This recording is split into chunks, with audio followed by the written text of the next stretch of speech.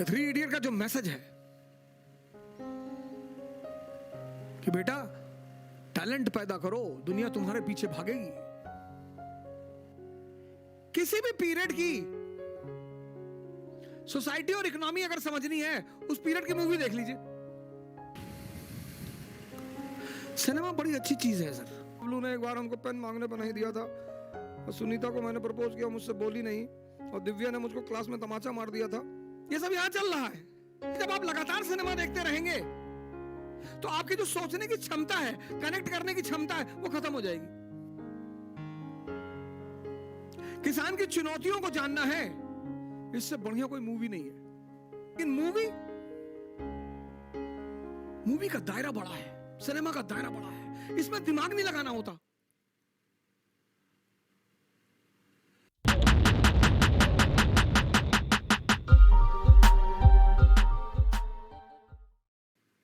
अब ये चलचित्र जो है,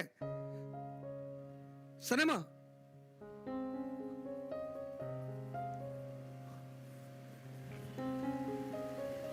ये बड़ा अच्छा माध्यम है दर्शन को फैलाने का, विचारधारा को फैलाने का।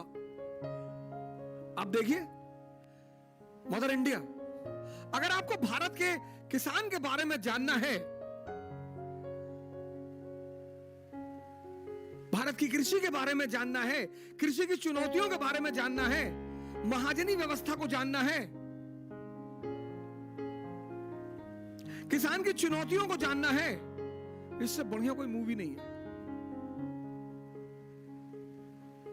क्या मूवी है सर। पहले मूवीज, मैंने कहा ना, दर्शन। पहले के गाने देखिए, 1991 के पहलों के गाने। मेरे देश के धरती सोना उगले उगले हीरे मोती। क्या है ये? First 5 year plan. First 5 year plan was based on what? Agriculture. पहला 5 ईयर प्लान किस पे बेस्ड है? एग्रीकल्चर पे। मेरा जूता है जापानी, ये पतलून इंग्लिशतानी, सर पे लाल टोपी रूसी, फिर भी दिल है Hindustani. Foreign policy of India. जूता है जापानी, टेक्नोलॉजिकल असिस्टेंस फ्रॉम जापान, ये पतलून इंग्लिशतानी, मॉनेटरी हेल्प फ्रॉम ब्रिटेन, सिर पर लाल टोपी रूसी, फॉरेन रिजर्व। रूस ने हमसे कहा कि तुम्हारे पास फॉरेन रिजर्व नहीं है, कोई बात नहीं, जो चीज तुम्हारी जरूरत है हमसे ले लो, इंडियन रुपी में। हमारा कुछ भी नहीं है। मेरा जूता है जापानी, ये पतलून इंग्लिशतानी, सर पर लाल टोपी रूसी, फिर भी दिल है हिंदुस्तानी।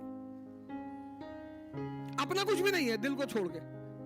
मेरे देश की धरती सोना उगले, गेहूं, चावल, उगले हीरे मोती, हीरा मोती, कपास, कॉटन, हीरा, गन्ना। हीरे को जब तराशोगे तभी तो कीमती होगा। तो गन्ने को जब रस निकालोगे, उसका शराब बनेगी, तो वो कीमती होगा। आजकल तो कुछ भी गाना बनता है। मॉम डैड है नहीं घर में, पिछले कमरे में घुसकर कुछ तो करेंगे। वो जो करना है कर, गाना क्यों गा रहा है?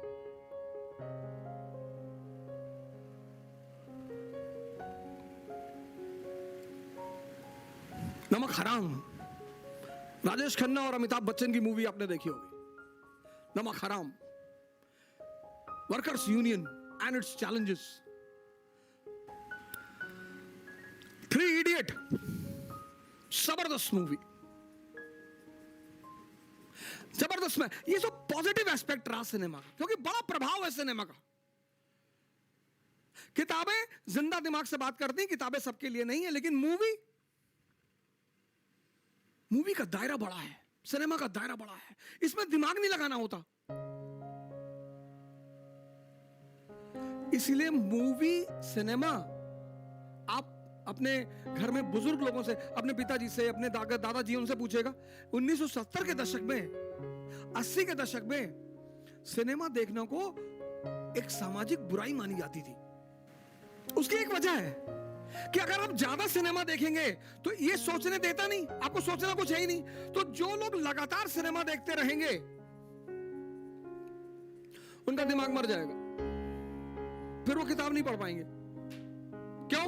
क्योंकि जब आप लगातार सिनेमा देखते रहेंगे तो आपकी जो सोचने की क्षमता है, कनेक्ट करने की क्षमता है, वो खत्म हो जाएगी।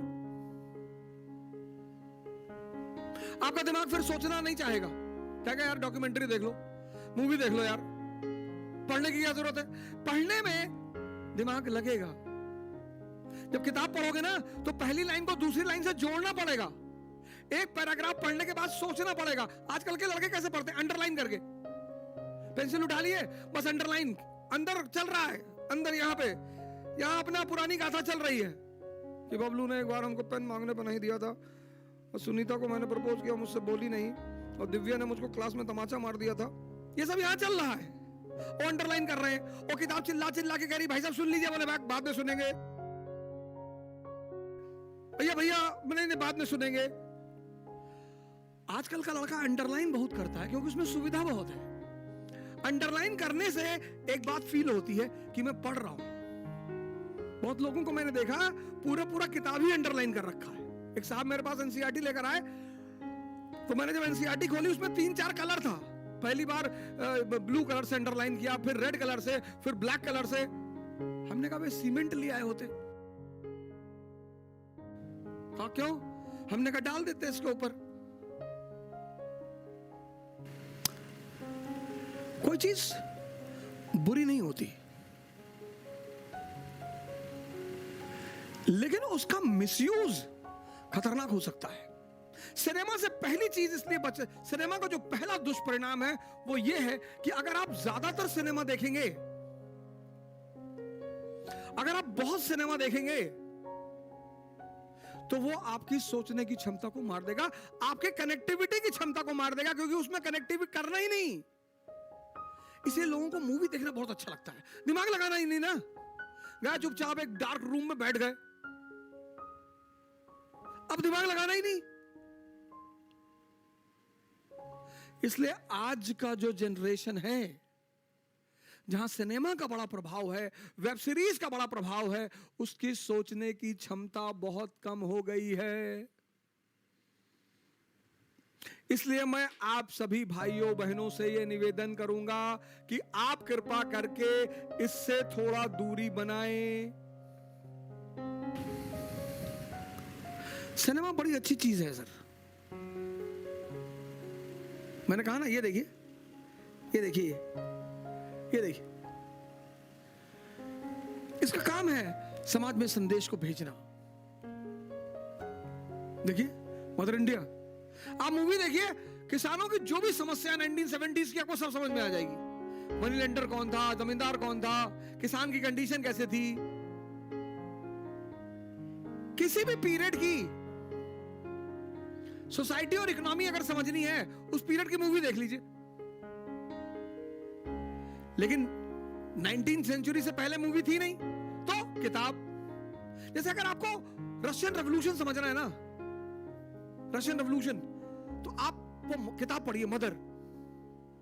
किसी भी थिंकर को समझना है, किसी भी क्रांति को समझना है, उस काल का, जिस काल का वो थिंकर है, वहां की नॉवेल पढ़ लीजिए। जैसे आपको फ्रेंच रेवोल्यूशन समझना है, टेल ऑफ टू सिटीज पढ़ लीजिए। पूरी पिक्चर, नॉवेल क्या करेगी, पूरा पिक्चर आपके सामने क्लियर कर देगी। सिनेमा बुरा नहीं है सर, बड़ी अच्छी इन्वेंशन है। अगर आप उससे कुछ सीखते हैं तो। लेकिन उसके दुष्प्रभाव भी हैं सर। अगर आप मूवी में डूब गए तो आपका दिमाग मर जाएगा सर, क्योंकि वो जोड़ने की कला भूल जाएगा, कनेक्टिविटी की कला भूल जाएगा। इसलिए ज्यादा से ज्यादा कोशिश करिए किताबों को पकड़ने की, क्योंकि किताबें बात करती हैं किससे? जिंदा दिमाग से। मूवी देखिए, कोई बात नहीं। दूसरा, वो जो इतना जिंदा दिमाग रखिए कि उसका जो मैसेज है, मैसेज,